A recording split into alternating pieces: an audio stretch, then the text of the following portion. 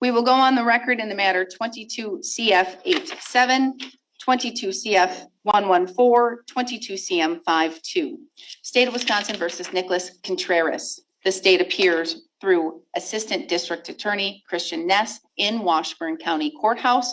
We have Adam Welch appearing by video conferencing with approval of the court. We also have Mr. Contreras appearing by video with approval. This court appears in Burnett County Courthouse by Zoom to Washburn County. We're set here today for the final pretrial in all of these cases. I have received and reviewed the state's request to dismiss 22 CF 87 along with 22 CM 52.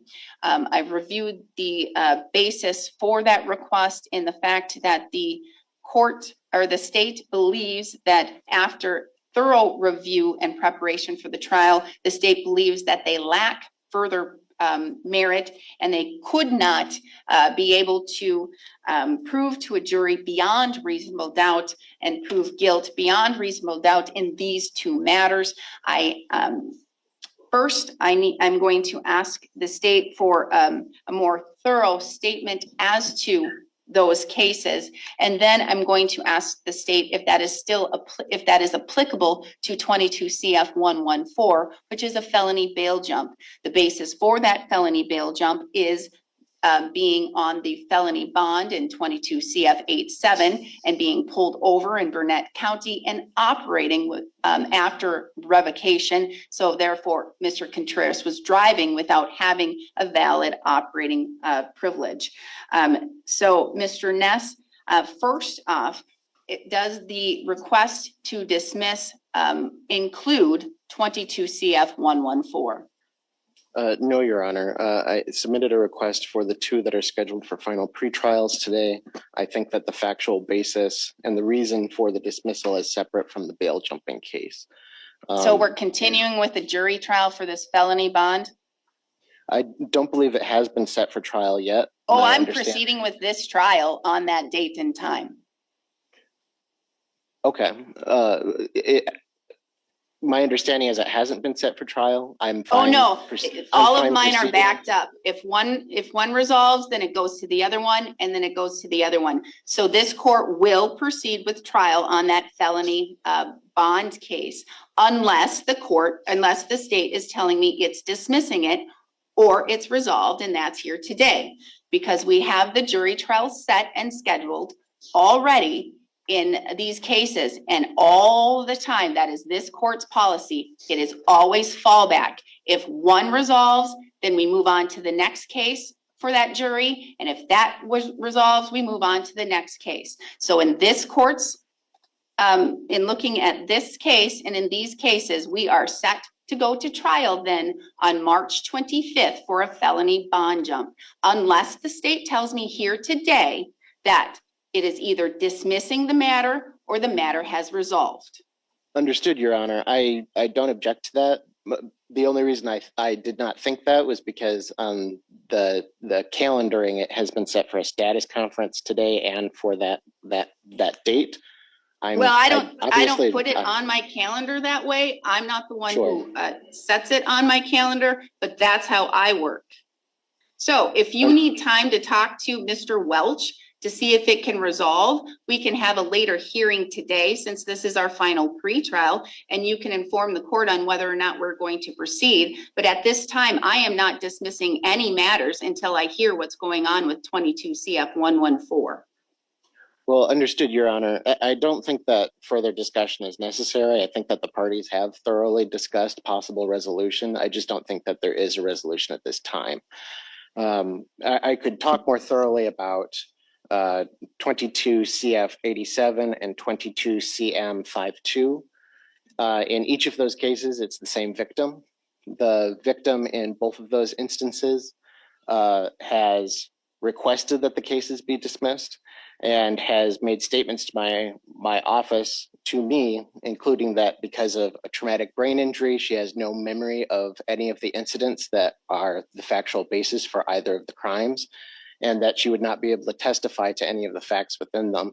And so I believe that constitutes essential facts under both of the cases. And so without that testimony, I don't believe that I can proceed. When did she have this traumatic brain injury? I think she's had this for years, Your Honor. She's had this for years, and prior to, are we talking prior to these incidents occurring? Correct. And from 2022, from July 27th, 2022, and from July 28th, 2022, up to February 27th, 2025, I'm hearing that the state in no way, shape, or form ever talked to the victim in any way prior to those dates and times, which were going on 3 years, 2.5 years, never from that time spoke to the victim about her TBI and whether or not she would recall any of the incidents and as they occurred or any of the facts. That's what I'm hearing. So I'm hearing that we've had a tremendous waste of resources. Is that what I'm hearing, Mr. Ness? No, Your Honor. That's what I'm hearing. Your Honor, I've spoken to this victim previously. This was a revelation later on in the case. She has, frankly, Your Honor, I'm not certain that I find her statement regarding her traumatic brain injury to be entirely credible. But if an individual is making that statement to me and is indicating that they would not testify to the essential facts of the case, I don't believe that I can call her and expect to prove a case beyond a reasonable doubt. You still have a duty to subpoena her and call her as a witness, even if she is a hostile witness, and you have the ability to at least try and prove the case, because we are talking, there may be allegations against her. There's a take and drive without consent. There's disorderly conduct. Those are things that you may not need the victim to have full ability to recall and to testify about, correct? That may be true, Your Honor. I've discussed this with the district attorney. I think it becomes a delicate issue because the public policy consideration is not to treat victims of crimes as though they are criminals. And I think that the forcing a hostile victim to testify and putting the force of the state on them through a subpoena, I think it violates that public policy consideration of my office. So from July 2022 up until just recently, and I'm going to say, I'll even give you a little bit of credit, last week, up until then, victim was, yep, I'm ready to go. I recall all of these things. Let's go. And then last week or I'll even give you 2 weeks. She was like, oops, nope, I don't recall. That's how it went down? No, Your Honor.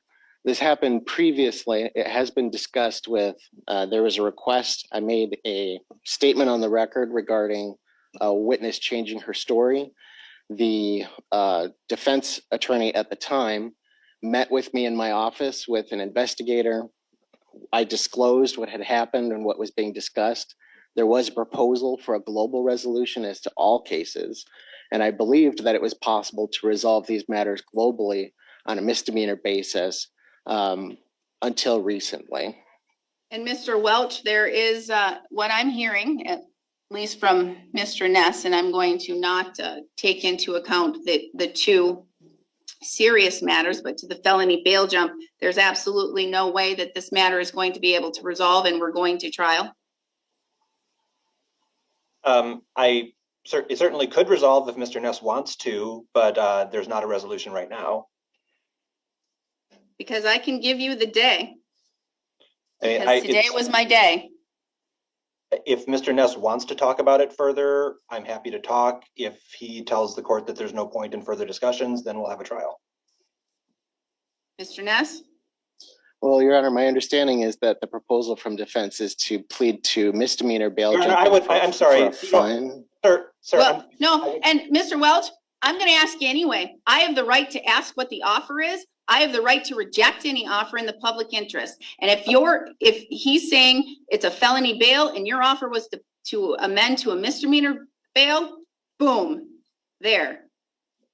Understood, Your Honor. I just don't want to create a situation where the court's pressuring either side. So I'm not pressuring any I didn't side. say the court was. I just was trying to head off that possibility, but I apologize. My pressure to both sides are we going to continue to use. In State of Wisconsin v.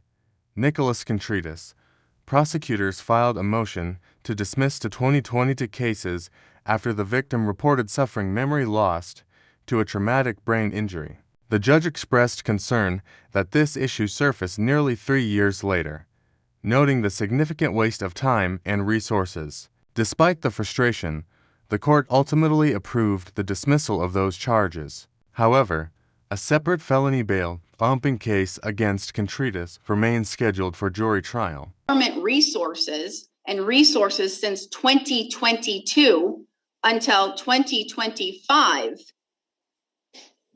and then go forward with a trial with a felony bail, which I am fully prepared to do. I have 2 days set aside on my calendar, 2 full days set aside on my calendar, which is a lot because I am a very busy court. So I have 2 days on my calendar to have this jury trial. So I just need to know if there's a potential ability to resolve, or if we are proceeding in a jury trial fashion. I think I've made a proposal to the state, and if the state wants to discuss it further, I'm happy to discuss. If the state is just telling us that there's no reason to discuss further, then I'm prepared to go to trial as well. I don't think that it's likely to resolve, Your Honor. I don't think that there's a point in further discussion. All right, then we're going to jury on March 25th for a felony bail bond violation case. Everybody's ready to go? Your So Honor, that means I need everything filed. Today was the deadline, but I'll give you a week to get everything filed. I'll extend it to a week since there was misunderstanding as to how this court functions. 1 week. All discovery, all witness lists, all motions in limine, all necessary documents needed for the trial. And we will see you on March 25th. And I'm going to tell you, this is my drop dead date. That means I will not accept any agreement past today. We are done with negotiations. We're done with resolutions. That means this trial will proceed. The only way it will not proceed as a trial is if Mr. Contreras pleads guilty to the charge. Whatever the resolution is, that's for argument's sake and for whatever can be negotiated. But with regards to that, either he pleads to the charge or the state dismisses it. But we're going to trial March 25th on a felony bond violation. Because we all have that day set aside. Court has it set aside. I have it set aside. Mr. Contreras has it set aside. And it is in the public interest to keep this matter moving. It is a 2022 case. We are now in February 27, 2025. Do we have any questions? so Your Honor, is the court signing the orders then on the 2 other cases? Well, if I'm hearing from the state that they, from July 2022 until February 2025, had no idea that the victim had a TBI and had an ability to recall certain facts and would not make a good witness, and they can't prove their case. And it's been going on for this long and using all of these resources. I guess it's kind of a quandary for the court. I can't force a trial upon a victim who would be put through the ringer, and quite honestly, a defendant and the public justice system. Resources have already been wasted.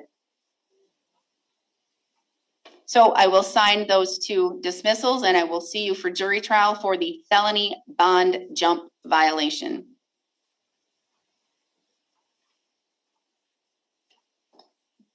And with regards to that case, what I'm going to do is I have cash on the other matters. I'm transferring that to 22 CF 114. I'm making sure that the bond is applicable to 22 CF 114. It is. It looks like it's filed in 22 CF 87, and it says the bond to cover all of the cases, same conditions as previous bond. So same bond, same conditions, same cash. We will see you March 25th. Be ready to go. Will do. Thank you.